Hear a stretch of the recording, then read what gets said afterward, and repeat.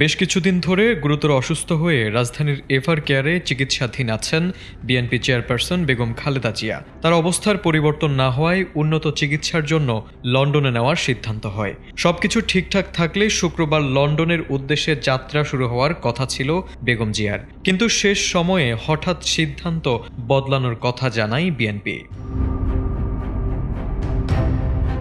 জানা গেছে, কাতারের আমিরের বিশেষ এয়ার অ্যাম্বুলেন্স না পৌঁছানোয় বিএনপি চেয়ারপারসন খালেদা জিয়াকে লন্ডনে নিয়ে যাওয়ার বিষয়টি পেছানো হয়েছে।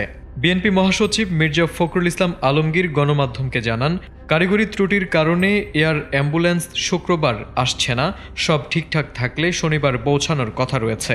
তিনি আরও বলেন, খালেদা জিয়া যদি যাত্রার উপযুক্ত থাকেন এবং মেডিকেল বোর্ড সিদ্ধান্ত দেয়, তাহলে আগামী রোববার লন্ডনের উদ্দেশ্যে যাত্রা করা হবে।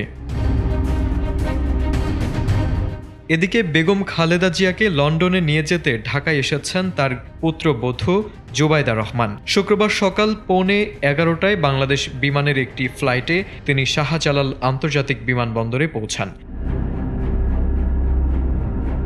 প্রায় 80 বছর বয়সী সাবেক প্রধানমন্ত্রী খালেদা জিয়া দীর্ঘদিন ধরে ডায়াবেটিসের পাশাপাশি কিডনি, লিভার, ফুসফুস, হৃদযন্ত্র, চোখের সমস্যা সহ নানা জটিলতায় ভুগছেন।